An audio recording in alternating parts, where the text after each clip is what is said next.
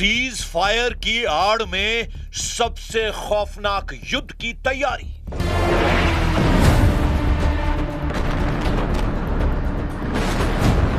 लगभग 40 दिन के युद्ध के बाद जिस तरह से अमेरिका ने ईरान के साथ 14 दिन का सीज फायर किया है, असल में वो 14 दिन का सीज फायर से ज्यादा रिचार्ज युद्ध की तैयारी साबित हो रही है। दावा किया जा रहा है कि सीज फायर के ऐलान के लगभग 10 घंटे के अंदर ही ईरान की तेल रिफाइनरी और सीरी द्वीप पर हमला करके अमेरिका और इजराइल ने एक तरह से सीज फायर तोड़ दिया है। खुद ईरान ने आरोप लगाया है कि सीज फायर के बाद अमेरिका और इजराइल ने ईरान के ठिकानों पर हमला किया है। दावा तो यहां तक किया गया है कि ईरान ने पलटवार करते हुए सऊदी अरब, बहरीन, यूएई और इजराइल के ऊपर भी मिसाइल और ड्रोन से हमले किए हैं। हम आपको दिखाने जा रहे हैं कि कैसे 40 दिन से ईरान युद्ध अमेरिका और इजराइल के लिए नासूर बन चुका है और क्यों अमेरिका ईरान के यूरेनियम को छीनते छीनते यू टर्न मारकर वापस भागने को मजबूर हुआ है। हैरान करने वाली बात तो यह है कि इस सीज फायर का सबसे ज्यादा नुकसान अमेरिका और इजराइल को ही रणनीतिक रूप से होता दिख रहा है, क्योंकि अभी भी ईरान का यूरेनियम बचा हुआ है। अभी भी ईरान का पूरा कंट्रोल स्ट्रेट ऑफ हॉर्मुज पर बना हुआ है। अभी भी ईरान की मिसाइल पावर जबरदस्त तरीके से पलटवार कर रही है।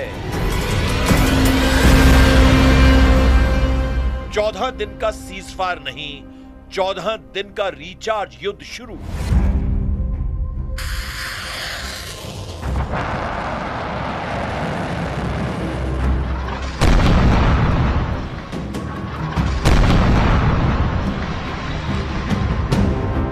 क्या वाकई में 40 दिन तक ईरान पर हमला करने वाले अमेरिका और इजराइल 14 दिन के सीज फायर के बाद ईरान पर हमला नहीं करेंगे, या फिर इन 14 दिनों में अमेरिका और इजराइल नए सिरे से ईरान पर भीषण हमले की तैयारी करेंगे, या पश्चिम एशिया में मौजूद कतर, सऊदी अरब, बहरीन, यूएई, कुवैत में अमेरिका अपने एयर डिफेंस को मजबूत करने में इस्तेमाल करेगा। जो खबरें सामने आ रही हैं वो हैरान करने वाली हैं।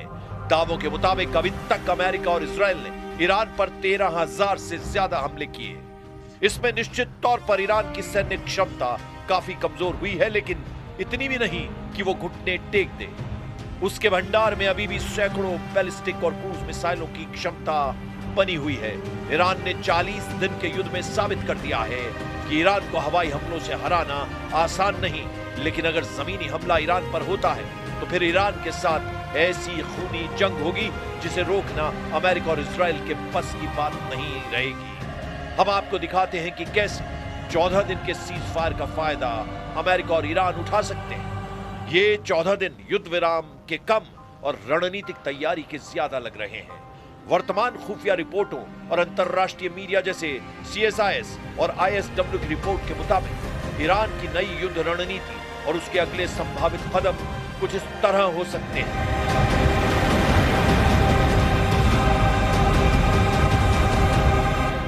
अब आप ये जान लीजिए 14 दिन के सीज फायर से ईरान को क्या क्या फायदा हो सकता है। एयर डिफेंस मजबूत करना आसान होगा, मिसाइल स्टॉक रीऑर्गेनाइज करना भी संभव होगा। चीन और रूस से टेक्निकल और इंटेल सपोर्ट बढ़ाने में 14 दिन ईरान के लिए काफी शानदार साबित हो सकते हैं। वहीं अमेरिका और इजराइल के लिए भी 14 दिन का सीज फायर रिचार्ज युद्ध साबित हो सकता है। ईरान पर अगली स्ट्राइक लिस्ट तैयार करना आसान होगा, टारगेटिंग और इंटेल अपडेट करना आसान होगा, क्षेत्र में सैन्य पोजीशन मजबूत करना जैसे हॉर्मुज में मौजूदगी आसान हो जाएगी। वहीं ईरान अपनी बची हुई मिसाइलों को स्थायी ठिकानों की बजाय ट्रकों और मोबाइल लॉन्चर्स पर शिफ्ट कर रहा है। इससे इजरायली उपग्रहों के लिए उन्हें ट्रैक करना मुश्किल हो जाएगा। परमाणु ब्रेकआउट की कोशिश, विशेषज्ञों का मानना है कि ईरान इस 14 दिनों के पॉज का इस्तेमाल अपने यूरेनियम स्टॉक को और अधिक संवर्धित करने के लिए तैयार कर सकता है, ताकि वो वार्ता की मेज पर परमाणु संपन्न राष्ट्र के रूप में अपनी स्थिति मजबूत कर सके। वहीं अमेरिका और इजराइल इंटेलिजेंस रिफ्रेश कर सकते हैं। जब युद्ध चलता है तो दुश्मन छिप जाता है। युद्ध विराम के दौरान जब ईरान की सेना मूवमेंट करेगी, तब अमेरिकी सैटेलाइट और इजरायली मोसाद उनके नए ठिकानों को पिन पॉइंट कर लेंगे। हथियारों के स्टॉक की भी बात कर लेते हैं। अमेरिका इजराइल को भारी मात्रा में बंकर बस्टर बम और इंटरसेप्टर मिसाइलें फिर से उपलब्ध करा रहा है, जो पिछले हमलों में खर्च हो चुके थे। अब 14 दिन में इसका दोबारा से रिचार्ज किया जाएगा। ये 14 दिन ईरान के नेतृत्व के भीतर डर पैदा करने के लिए है कि यदि वे 10 अप्रैल की वार्ता में नहीं जुटे तो अगला हमला निर्णायक होगा। इसका डर दिखाया जा सकता है। इधर इन 14 दिन में ईरान सीधे युद्ध की बजाय अपने एक्सेस ऑफ रेजिस्टेंस जैसे हिजबुल्लाह, हूथी और इराकी मिलिशिया को फिर से सक्रिय कर रहा है, ताकि इसराइल को कई मोर्चों पर उलझाया जा सके। ईरान हॉर्मुज को पूरी तरह से माइन यानी समुद्री बारूदी सुरंगों से भर सकता है। इससे न केवल तेल की आपूर्ति रुकेगी, बल्कि पश्चिम देशों के युद्धपोतों के लिए भी वहां से निकलना नामुमकिन हो जाएगा।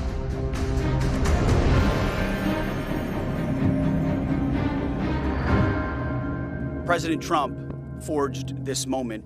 Iran begged for this ceasefire, and we all know it. As the President truth this morning, a big day for world peace. Iran wants it to happen. They've had enough. Operation Epic Fury was a historic and overwhelming victory on the battlefield. A capital V military victory. By any measure, Epic Fury decimated Iran's military and rendered it combat ineffective for years to come.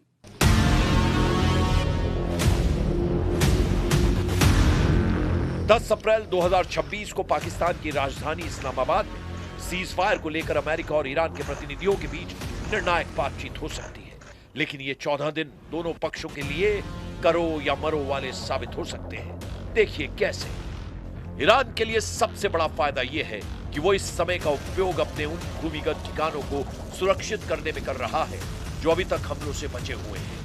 अगर Iran को लगता है कि उसकी सत्ता खतरे में है, तो वो सैमसन ऑप्शन यानी सब कुछ दांव पर लगा देना अपना सकता है, जिसमें वो अपने पास मौजूद हर घातक हथियार का उपयोग एक आखिरी हमले के रूप में कर सकता है। ईरान अपनी मिसाइलों को फिर से रीलोड करेगा और कमांड सेंटरों को जमीन के और गहरे हिस्सों में ले जाएगा, जबकि अमेरिका और इजराइल रीसप्लाई यानी हथियारों की आपूर्ति करेंगे और ईरान की हर हलचल पर पैनी नजर रखेंगे, ताकि 15वें दिन यदि हमला करना पड़ गया तो वे ईरान के नए ठिकाने को जानते हों।